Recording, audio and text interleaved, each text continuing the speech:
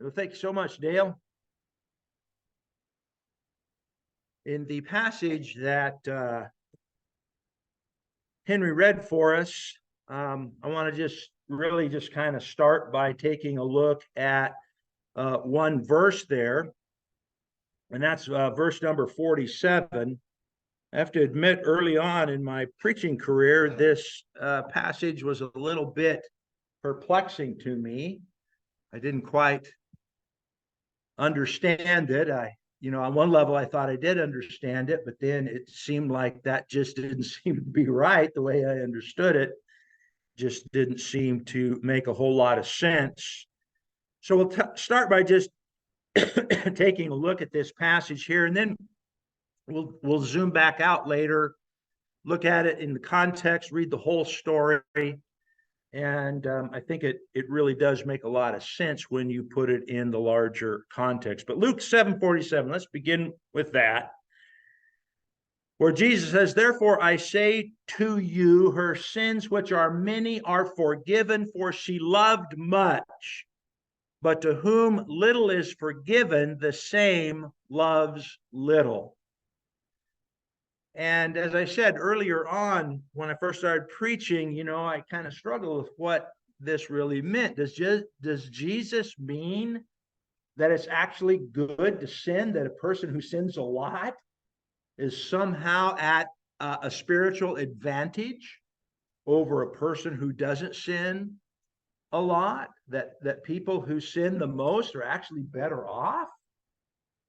Is a Christian who before conversion murdered someone better off than a Christian who before their conversion never committed such a crime as that?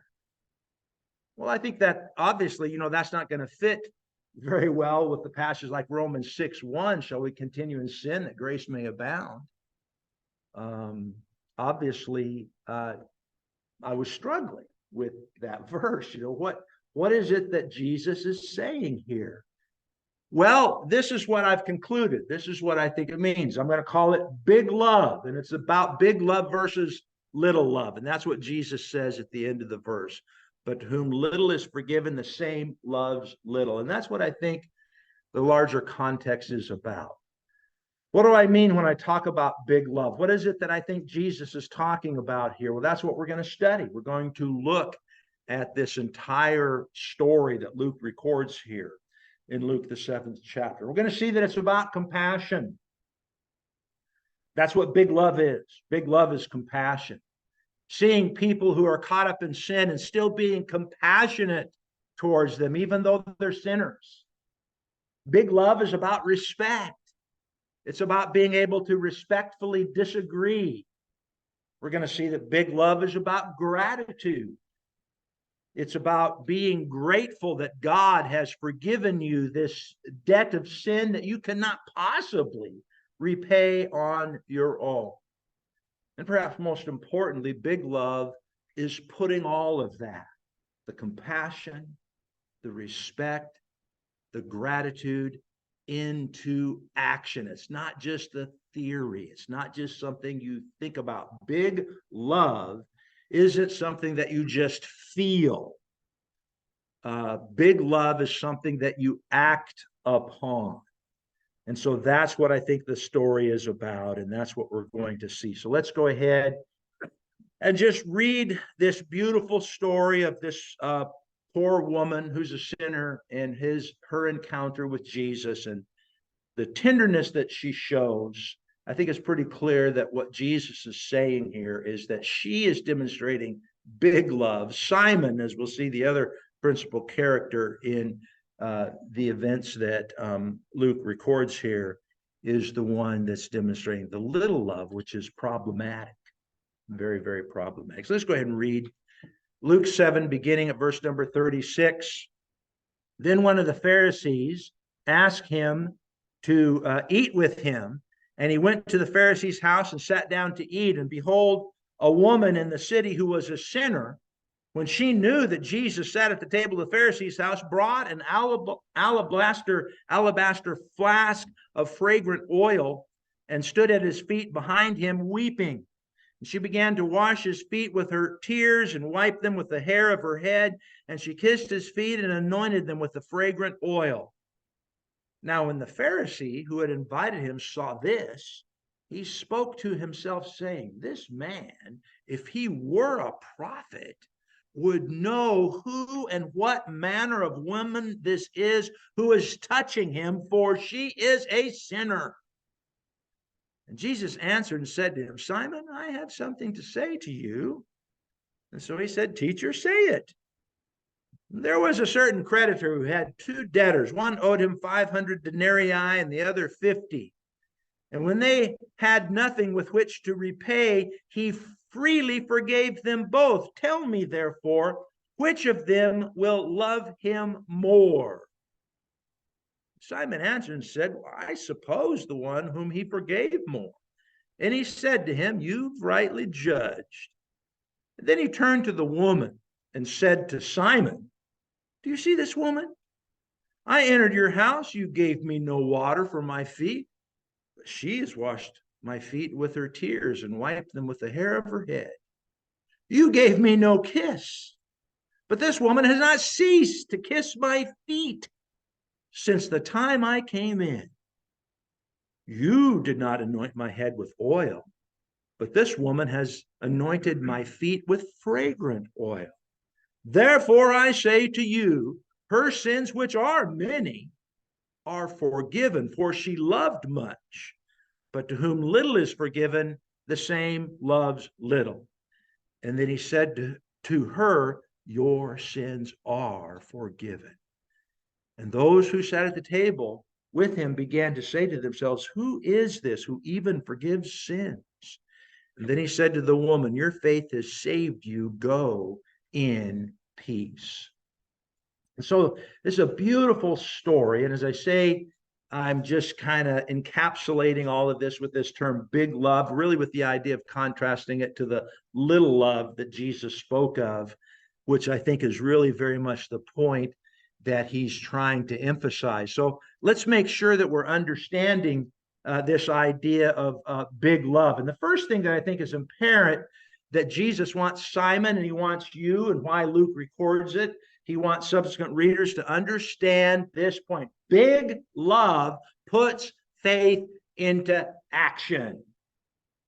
A saving faith is an active, working faith. And you saw that when we took a look at verses 44 through 46. Jesus makes this obvious by contrasting the fact that you know, Simon, you didn't do any of these things. You didn't give me any water. You didn't offer me any oil for my head. You didn't do any of these things that this woman is doing. So clearly, it's a contrast.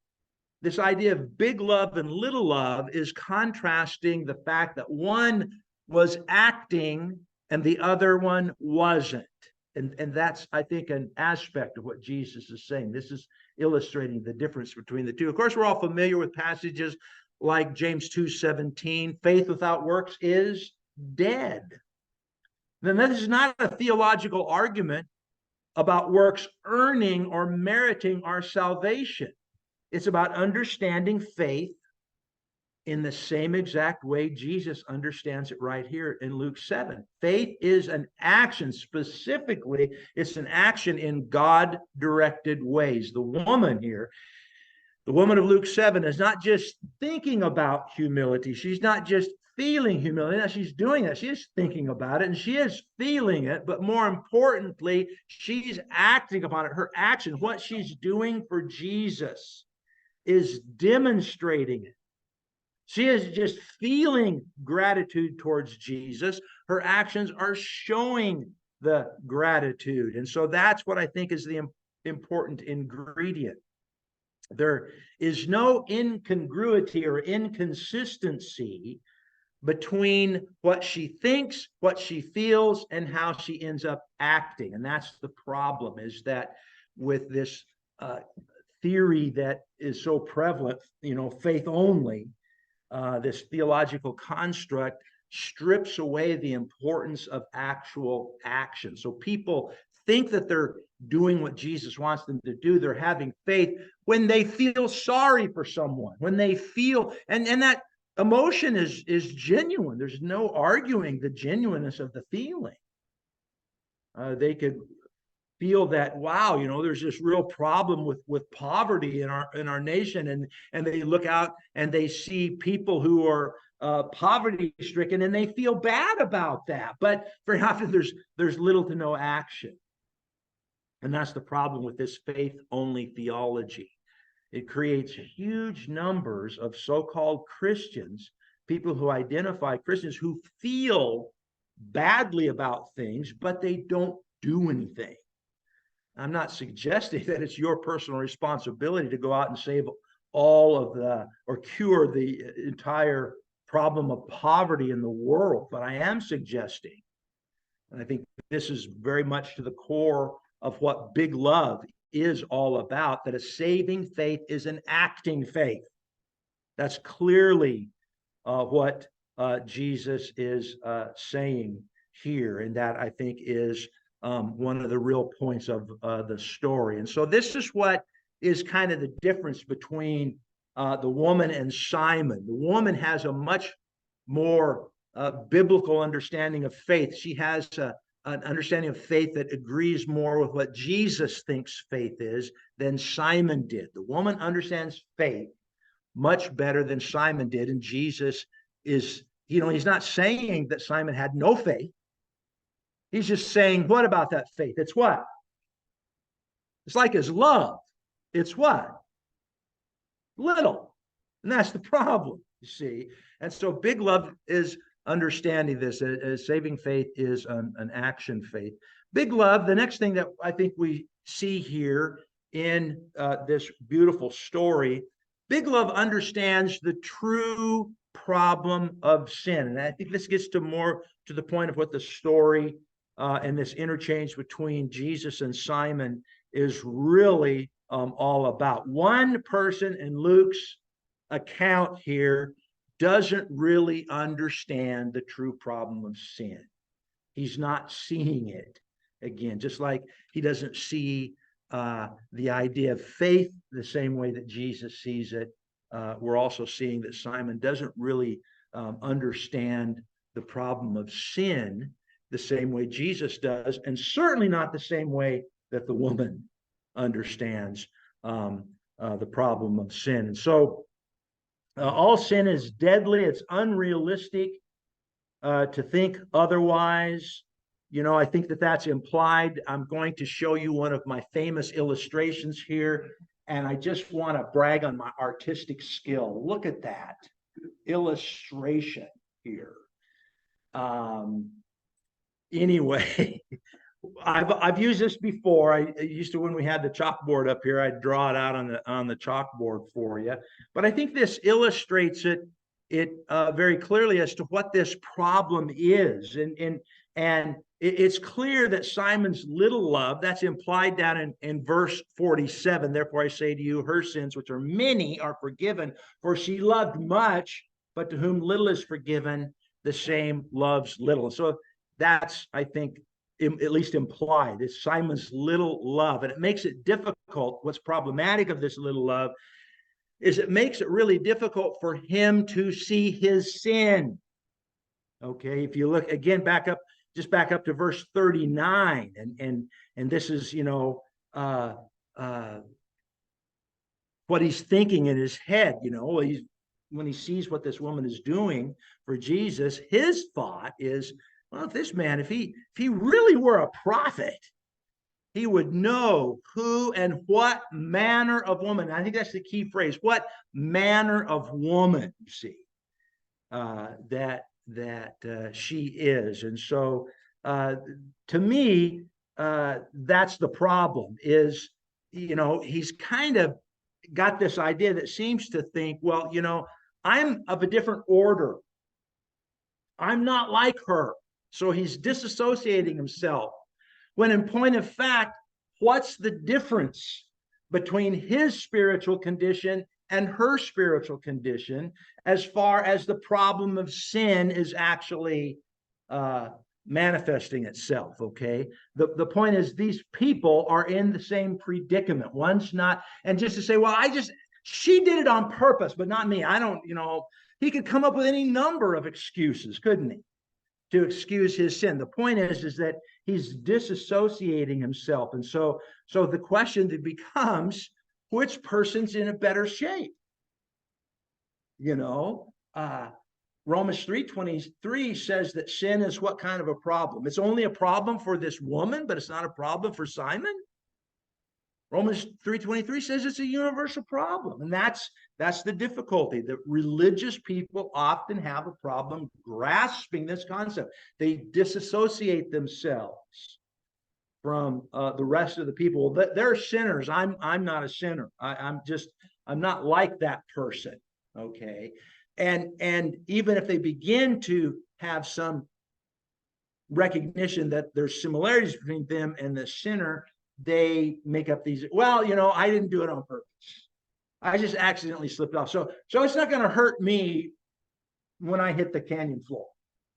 I'm going to be okay. See? And it's just nonsense. And the real point that I'm trying to get at is a reality problem.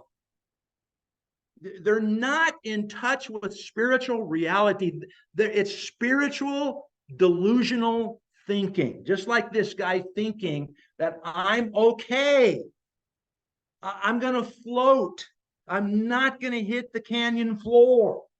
See, that's delusional. That's detachment from reality. And that is very much what I think is problematic here. So number one, it's a reality problem. And that's not the only problem, however, that's going on here. It's not just a detachment from spiritual reality in which you're disassociating yourselves from the quote unquote sinners out there in the world. It's also, I think, a gratitude problem. Again, it's rooted in this disassociation. So he's looking over at her and he's saying, I'm not like you, when the whole illustration is designed to demonstrate to you, as you look at the illustration, is that they're both in the same boat. They're both identical, aren't they? But see, he doesn't think he is. And that's very problematic. And part of the reason why I think he doesn't think he is, one of the things that's clearly differentiated in the story is gratitude, isn't it? Doesn't Jesus bring that to the forefront? He said, when I came, what did you not, talking to Simon, when I came, what did you not do? And all of those things that Jesus lists that Simon didn't do, would you say those are all gratitude issues? That he's not showing proper gratitude? And then you compare that to what the woman, this sinner, what she does, would you say that she is pouring out gratitude?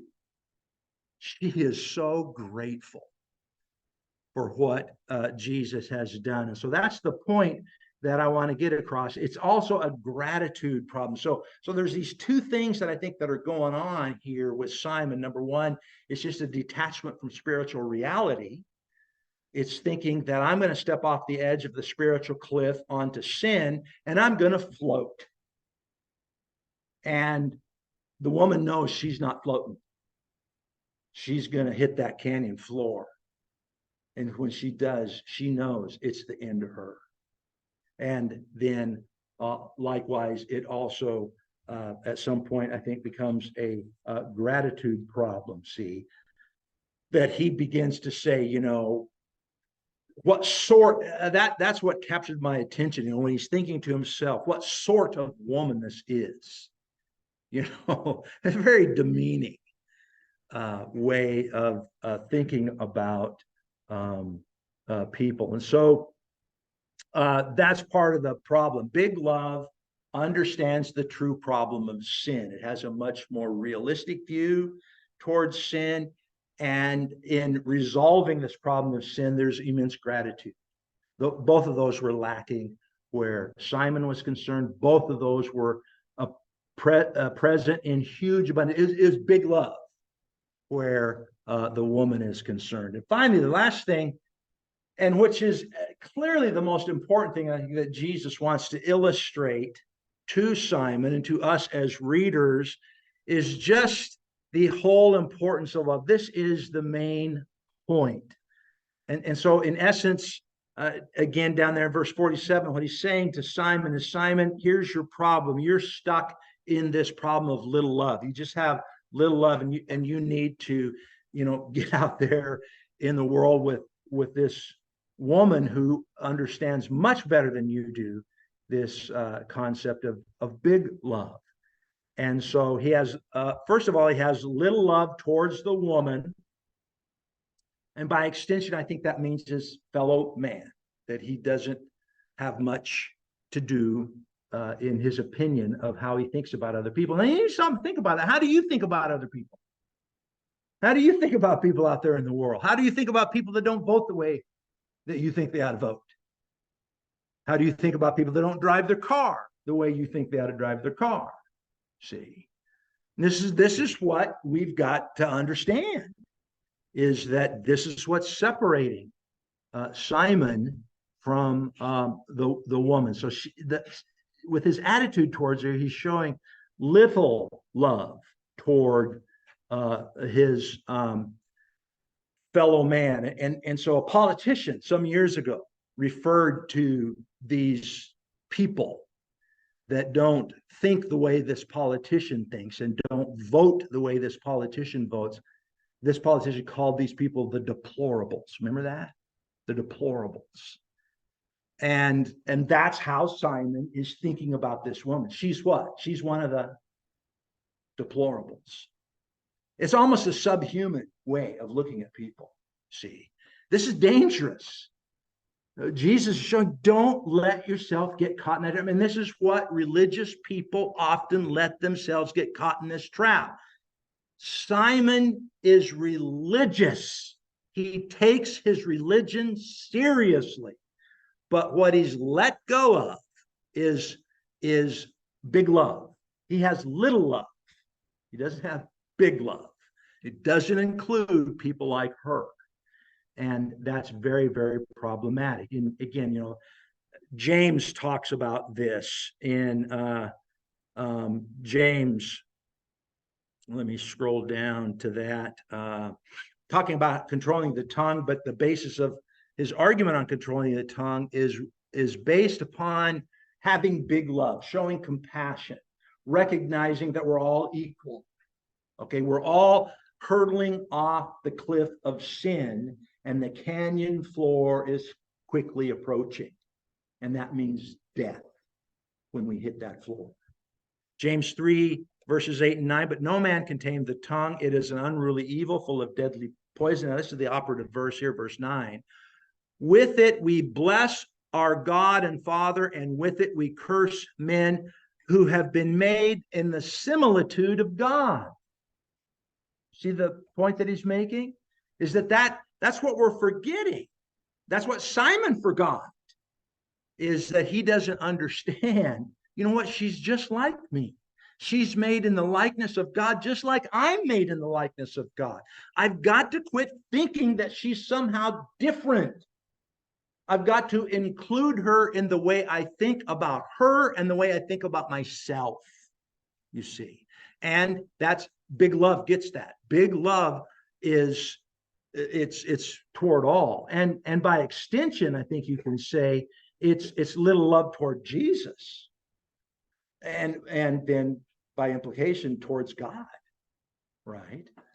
And so we already looked at again, Jesus makes a big point in verses 44 through 46. He makes a big point about the fact that this man showed him no real hospitality.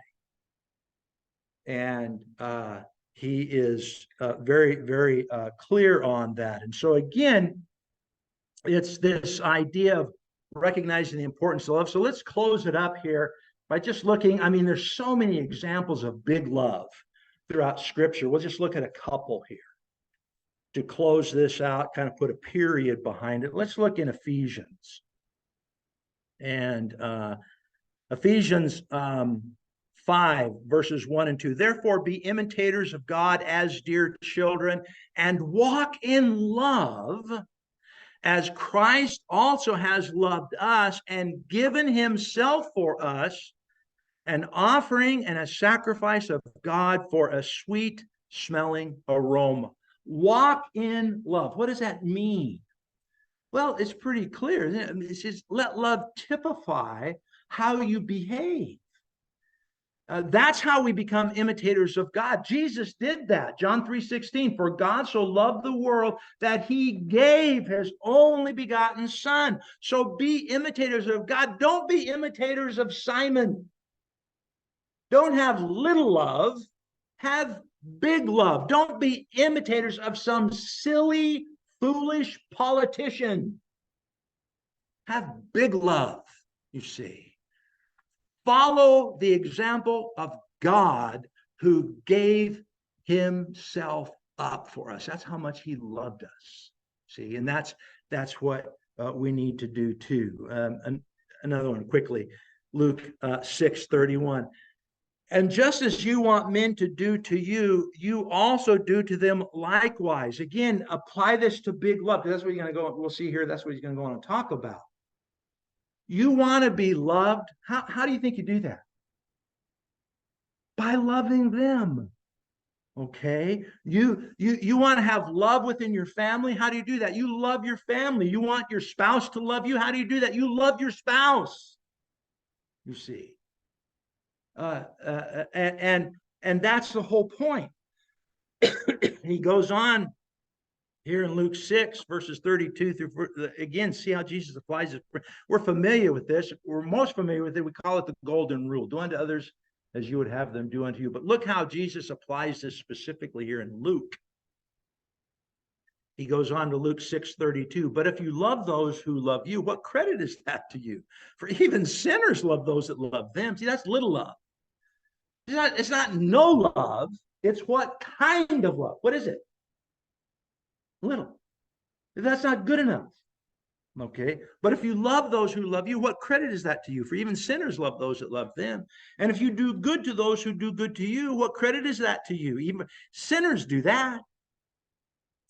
And if you lend to those from whom you have no hope to receive back, well, what credit is that? Or if you lend to those from whom you do have hope to receive back, what credit is that to you? For even sinners lend to sinners to receive as much back. But love your enemies, do good and lend, hoping for nothing in return, and your reward will be great, and you will be like sons of the Most High. Now listen to this. For he is kind to the unthankful and evil. You think Simon understood that? I don't think so. Why? Because he had little love. But people who work on developing big love, they understand that. To draw it to a conclusion, big love isn't something that you just think about. It's something that you put into action. Gratitude that you show by actually showing up. You're all to be so committed because you actually show up here to worship, to partake of the Lord's Supper. You know, it's by putting respect into action. Even when you don't agree with someone, you can respectfully disagree. Just like Jesus did that all the time. He didn't compromise the truth, but he always communicated to people that he respected them. He saw them as image bearers of his Father. They bear the image of my Father, and he respected them for that. Showing true compassion. Again, because we are all made in the image of God. Simon had some love, but it was little. It wasn't very grateful. It showed very little respect and hardly any compassion at all. Contrasted to this poor woman. She had big love, didn't she? She had it all. She had gratitude. She had respect. And she had compassion. Follow these examples of big love that you find all through. This is just the hymn of the garments all through Scripture. It's just over and over and over again. This is what it's all about. Now abideth faith, hope, and love, but the greatest of these is what? Love. Show big love. Maybe you're ready to do that this morning. Just like this woman who recognized the danger. She had fallen off the spiritual cliff and she knew she was hurtling to her spiritual death. And she knew only Jesus could save her.